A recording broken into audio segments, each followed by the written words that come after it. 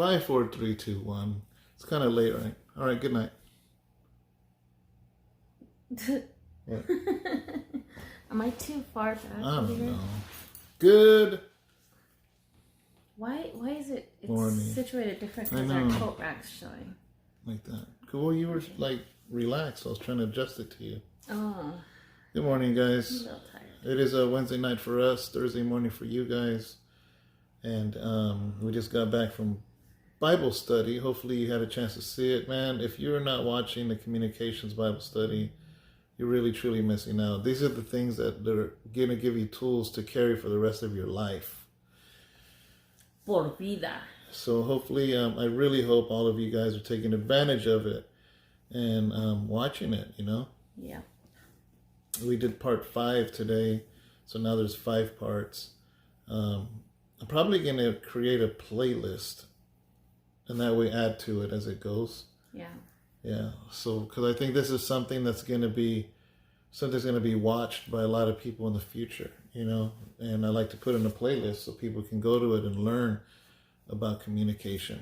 You know what's really cool though? By now, by the 5th one by now, for those who have really watched it from the beginning, by this time by now, some of us are now taking heed to some things. Yeah. Like seriously, like some of us are like, oh man, that's passive aggressive. Like right now, I just came home and I did something, you're all like, that's passive aggressive. It was. I was like, seriously? And you know what made me even more madder? I was like, seriously, you're gonna use that on me right now? And I was like, why you gotta use that word on me? Because that's how you acted. But like why? Like why do you have to say that word though? What word? Like you said it like it was a bad word. Why that's passive aggressive. I'm like, ew. It was. I know, but I just didn't want to hear it. Like I didn't want to hear it, guys. You know? Like I was like, it made me more madder. It made me more passive aggressive. Like just to hear it made me more. I don't know. It was weird. But anyways, I think by now, by this fifth teaching, it's like what it's really done. Do you want me just to come forward? No, just my head looked huge. The camera was too close. That's because I'm all the way back there. What it's done, it's kind of made us, it's just made us more alert to things, and it's made us recognize more. And I think it just really, really, you know, as we're talking to our kids, or as we're talking to our spouses, or we're talking to people, what we do is we recognize things more. Yeah.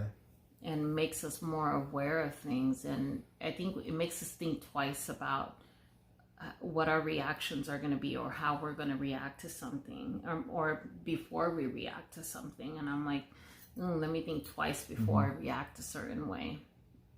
You know, would God really like the way I react in that way or not? You know, and I think that's important, because like you did, you just said that to me, and it kind of did make me kind of like, man, you know, but it didn't put me in a bad mood right now, because I was just like, man, why does he have to be right, you know?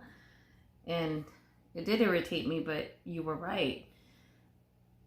And I think sometimes we do need to be able to recognize those things, you know? So yeah, I think people are learning from it, and I'm just going by some of the comments or some of the things that people say at the church that actually show up for Bible study.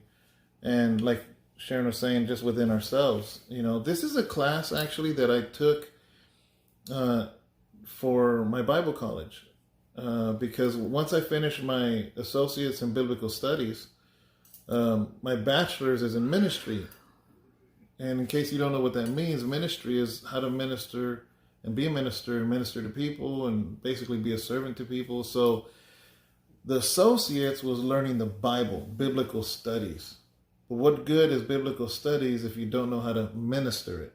So that's why my bachelor's was in ministry, and one of the required courses was this one that we're doing. But you got to understand, I did this class back in 2009. That's 11 years. So it's refreshing. And it was such a rich class. That's why I decided, you know what, I'm going to teach this on Wednesdays, because I remember back then it was so rich. And I remember thinking, actually, to myself, that, man, this is really going to help me when I get out of prison. So it's actually, I'm really enjoying it. Yeah, it's refreshing. Yeah, I'm really enjoying it, and I'm learning a lot. And I almost feel like I'm grasping it better now because I'm teaching it to you guys. And also because I'm out of the environment of prison now. And don't get me wrong, I'm around people there, but social interaction is a little different in there than in the free world. Well, I think it's like that saying, what I wish I would have known what I known.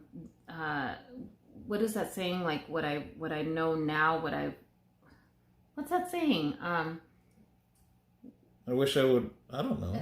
I wish I would have known. Yes, it does, because I wish I would have known then what I know now. Because what it is, it's like fundamentally, it's like it's so important, because those things you would have applied them differently, and. You mean in our past life? You mean years before? Years before. So fundamentally, I think it's important, because all of those things, come together, and now you have all of those tools coming together fundamentally together, spiritually, and now bringing it all full circle together. It all makes sense now. Well, there's a lot of the stuff we're learning, I remember it. I remember it all as we're reading it, but there's something that did catch me that I didn't grasp back then. Mm-hmm. And it was this, is that the book talked about there's 3 levels of conversation. Mm-hmm. I don't know why that went over my head back then. And basically, level 1 is subject, level 2 is opinion, level 3 is emotion. So in other words, a lot of us have relationships on number 1 only, which is factual. I said subject. It meant factual. Hey, how you doing? What's your name? Where do you work? What do you like to do? That is all facts, but you're not really conversating. And then number 2 is opinion. So now it's like, oh, I work, I'm a plumber. Oh, really? So what do you think about that? So now I'm asking your opinion. And that's the second level of conversation. And then the third one is feelings and emotions. And that's the one that guys mostly don't tap into. You can be buddies with who knows what for 10 years and never have tapped into the third level. Everything is very superficial, very factual, maybe some opinion, but never into the feelings and emotion. And I don't know why that went over my head. So I read that, and it's not like, oh, I remember that. It literally went over my head in prison when I took that course. So I'm enjoying that, because I started thinking, man, there's people that have came and left House of Rest Church that I realized, remember I was saying at the Bible study, yeah. I've only been at a level 1 conversation with them. No wonder they left. I mean, not everybody. Don't get me wrong, not everybody. Some people, it wasn't home for them. Simple as that. And they went on and whatever. So, but there has to be a core, some of them that left because it was always just level 1. Yeah. And sometimes some people are seeking more than level 1, Yeah. There has to be more than level 1 in order for people to be able to stay. Well, here's the thing too, though. Because we can't take that 1, 2, and 3 and just ignore the rest of the book. Here's the thing, it's a give and take. Yeah. So you can't have a level 3 conversation with a pastor where I'm pouring my heart out. It can't be one way. But you're pouring nothing back. Yeah. So that goes to the other point. Remember I forgot what it was called, but the give and take, basically. Yeah, it's a 2-way conversation. Yeah, so man, it's just learning. There's a lot. We're probably rehashing stuff you already learned if you already watched it, but if you haven't, then maybe you use this as a springboard to be like, man, that sounds real interesting. Yeah. You know, and I mean, it's going to help you in your relationship. Like for me, I have found it helping me. Even today, like we went before Bible study, we went to see Aaliyah, which is my youngest daughter, you know, and she had a present for you. Mm-hmm. See those roses back there? Mm-hmm. She had some roses for me it was a late birthday gift, but I was so blessed. She had that and a really cute, it was a cow mug. She knows I Coffee love cows. Mug? Yeah. A cow mug, yeah. I'm so blessed by her. I love her. Yeah, so that's the daughter that I used to come here every other week, but she's 17. She got her first job, and I ain't gonna say where she works because but so now obviously where she works, they have her working weekends, so I don't see her, and so we went over there to take her to early dinner. Is that early dinner or late lunch?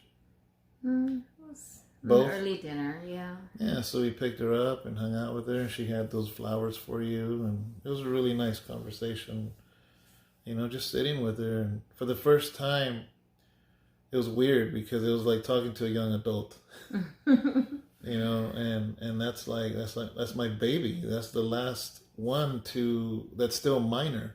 I think for the first time, I've never seen you converse like that with her. Yeah. And I've gotten a chance to, but I've never seen you like open up like that with her. It was nice. Yeah, and today it's November, December, January. In 4 months, she'll be an adult. That'll be my last one. Oh my God. And then we have no more little ones. That's it. So it was nice to see her, but I think actually this study even helped me in my communication with her, and then with Abraham and Matthew, it's a little hard, but yeah, him too, because I've been taking him to Sacramento with me, and we talked the whole way, talk about usually I talk about stuff that I know interests him, and we just talk all the way over there, because where we go, like once a week, because of the paintings, it's a good, because it's past Sacramento. 2 hours for you. 1 hour one way and 1 hour the other. Yeah, so I'm getting to know him a little bit more and just hanging out with him, and we grab something to eat. And this last time on the way back, we stopped at a art store, and I know he likes, because I was like, how come you don't draw anymore? And he's like, I don't know. And I'm like, I'm stopping at this art store, and I already knew it was going to pique his interest. Because I was like, you going to stay in the car? And he's like, no, this looks good. This looks interesting. And he got off. Because that stuff, I know he likes that stuff. And he ended up getting a sketch pad and some drawing pencil. And so anyways, guys, we're not doing a whole long video. Unfortunately, I know you guys like to watch a long video, but it's really hard on a Wednesday night. We stayed after with one of the couples that's going on our next trip. You were talking with them. And then Brother Alfonso, if you know Brother Alfonso, he's the one that wrote God's Fingerprint, the book we published. And I was talking with him for a while about some surprises that he wants to do for some, he wants to be a blessing, but we'll talk. I would like to talk a little bit more about that on tomorrow's devotional. And I would like to share a little bit more about that tomorrow. Yeah. So, yeah. So let's talk about that tomorrow. All right. Yeah. So have a good day. Have a blessed day. Yes, guys. And, just please, I can't stress it enough to watch those videos on communication. It'll really help you. Absolutely. And have a blessed day. And hopefully you drank your coffee a little faster than normal today. I'm probably going to throw a sound effect around here.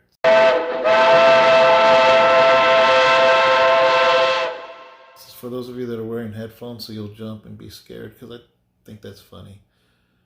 So, all right, guys. See you later. Bye, guys. We love you.